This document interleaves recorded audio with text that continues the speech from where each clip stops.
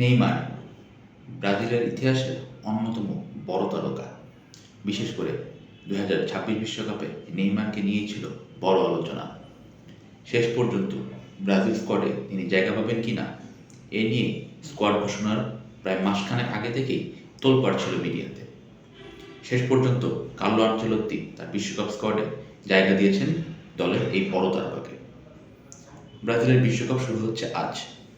মরক্কোর বিপক্ষে group C এর প্রথম ম্যাচে ভোর 4টায় মাঠে নামবে 5 বারের বিশ্ব চ্যাম্পিয়নরা। তবে এই ম্যাচের আগের দিন সংবাদ সম্মেলনে কার্লো আনচেলত্তি ঘোষণা করেছেন নেইমারকে ছাড়াই খেলতে হবে ব্রাজিলকে। যেই নেইমারকে নিয়ে এত আলোচনা, তিনি দলে থাকবেন কি থাকবেন না, আনচেলত্তির উপর ছিল পাহাড় সমান চাপ। তিনি যেদিন 18ই মে দল ঘোষণা করেন, সেদিন ওই স্থানে আসলে 700 সাংবাদিক উপস্থিত ছিলেন। মানে কোন বিশ্বকাপ স্কোয়াড ঘোষণা হচ্ছে আর এত সাংবাদিকের উপস্থিতি, এটা আসলে নজিরবিহীন। এটার সবচেয়ে বড় কারণ ছিল নেইমার। আনচেলত্তি যখন থেকে দলের দায়িত্ব নেন, তখন থেকেই তার উপর সবচেয়ে বড় প্রশ্নটা ছিল তিনি কি আসলে নেইমারকে বিশ্বকাপে নেবেন কিনা। যেহেতু আমরা সবাই জানি 2023 সালের একদম শেষ ভাগ থেকে নেইমার আসলে ইনজুরিতে, মাঝে তিনি সুস্থ হয়ে ক্লাব ফুটবলে খেলেছেন, আল হিলালে খেলেছেন, আল হিলাল থেকে তিনি আবার সান্তোসে ব্যাক করলেন। ক্লাব ফুটবলে খেললেও তিনি আসলে জাতীয় দলের হয়ে প্রায় 3 বছর মাঠে নামেননি। তো এরকম একজন ফুটবলারকে নিয়ে বিশ্বকাপে যাওয়াটা একটু রিস্কি বটে, এবং আনচেলত্তির মতো একজন অভিজ্ঞ কোচ এই রিস্কটা নেবেন কিনা সেটা নিয়ে ছিল বড় একটা সন্দেহ।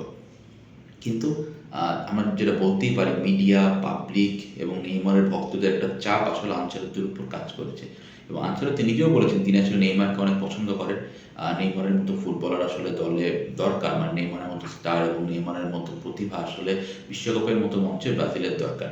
সব কিছু মিলে তিনি নেইমারকে আসলে দলে নিয়েছেন, কিন্তু ফুল ফিট না হলে তিনি আসলে নেইমারকে খেলাবেন না। এই কথাটা তিনি আসলে দায়িত্ব নেওয়ার পর থেকে বারবার বলছেন। নেইমার আসলে ফিট হয়ে উঠেছিলেন, সান্তোসের হয়ে তিনি নিয়মিত পারফর্ম করছেন।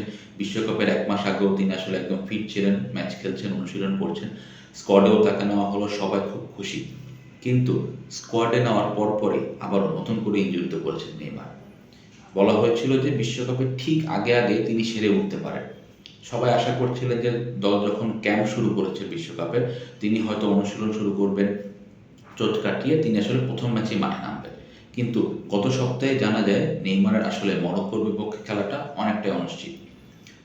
তাও কার্লো আনচেলত্তি আসলে পরিষ্কারভাবে বলেনি যে তিনি নেইমারকে রাখবেন কি রাখবেন না, কিংবা নেইমারের পক্ষ থেকেও আসলে কোনো বার্তা আসেনি। শুধু আমরা জানিয়েছি যে নেইমার অনুশীলন করেননি দলের সাথে, টুকটাক বল নিয়ে দু একটা কারুকার্য তিনি দেখিয়েছেন, যেটা সবসময় তিনি করেন।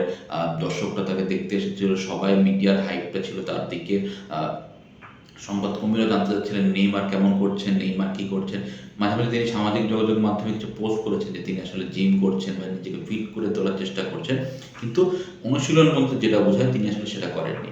এবং ব্রাজিল যে প্রস্তুতি ম্যাচ খেলেছে ঘরের মাঠে পানামা এবং যুক্তরাষ্ট্রের মাটিতে এসে, সেই ম্যাচেও দুটিতেও তিনি আসলে ছিলেন না।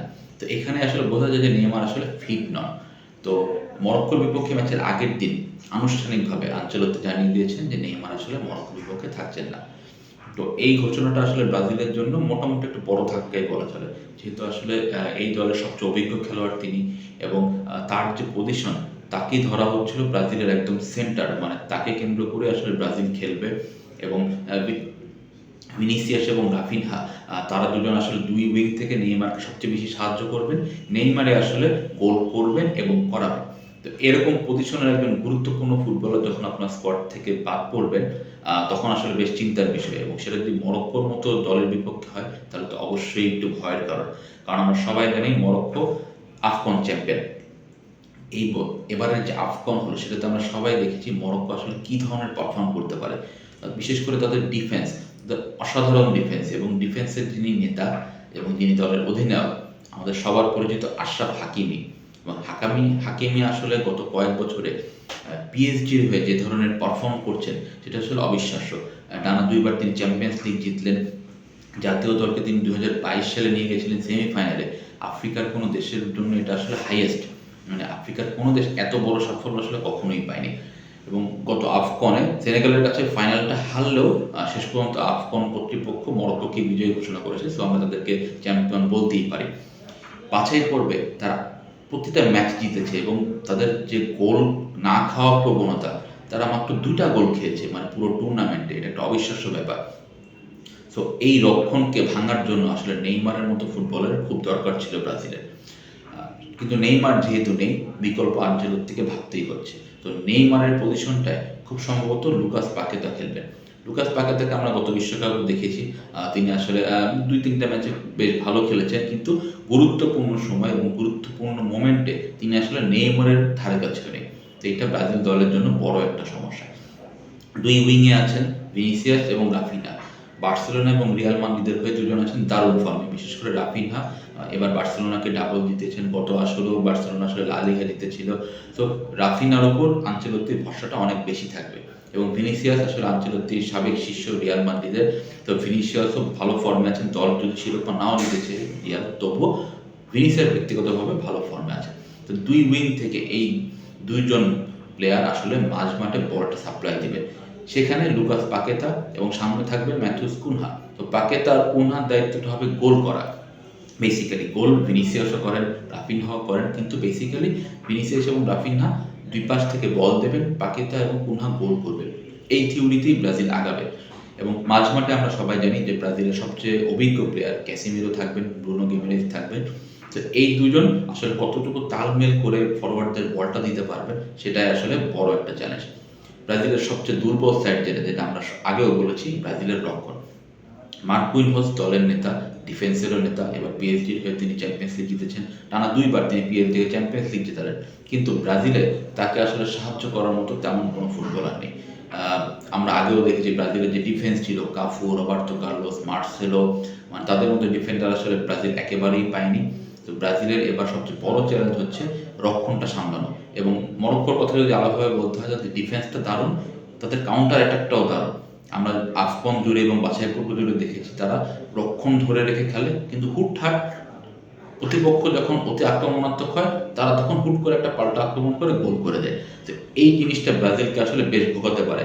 যদি ব্রাজিল গোল না পায় প্রথমার্ধে কিংবা ৫০-৬০ মিনিট পার হয়ে যাওয়ার পর, ব্রাজিল চেষ্টা করবে অল আউট অ্যাটাকে। ওই সুযোগটাই মরক্কো নিতে পারে।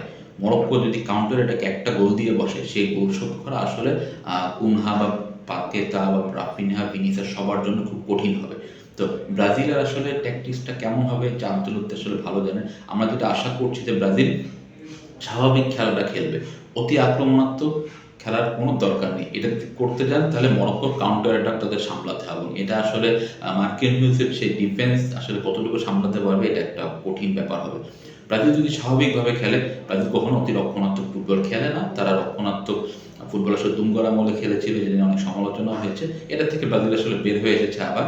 তাদের যে স্বভাবসুলভ মানে যেটা আমরা বলি যোগবর্ণিত সুন্দর ফুটবল। তো ভিনিসিয়াস, রাফিনহা আসলে সুন্দর ফুটবল খেলবেন, গোল করার চেষ্টা করবেন, কিন্তু অতি আক্রমণাত্মক হবেন না। ওই অতি আক্রমণাত্মক হওয়াটাই মরক্কোর বিপক্ষে ব্রাজিলের জন্য কাল হতে পারে।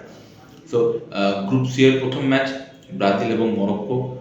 ব্রাজিলের সমর্থকরা বাংলাদেশে আছেন, তারা আসলে চান ব্রাজিল ২৪ বছর পর বিশ্বকাপ জেতার একটা উপলক্ষ এসেছে। আমরা সবাই জানি ২০০২ সালে ব্রাজিল শেষবার বিশ্বকাপ চ্যাম্পিয়ন হয়েছিল। ব্রাজিলের সমর্থকরা আসলে অনেক কিছু রিলেট করছেন।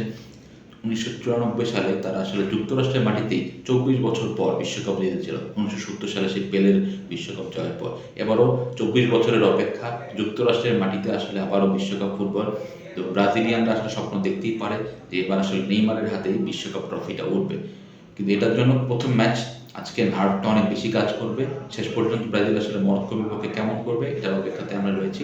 আমার প্রেডিকশন ব্রাজিল আসলে মরক্কোর বিপক্ষে ২-১ গোলে জিতবে। ব্রাজিল ফ্যান হিসেবে এটা আমি আশা করতেই পারি।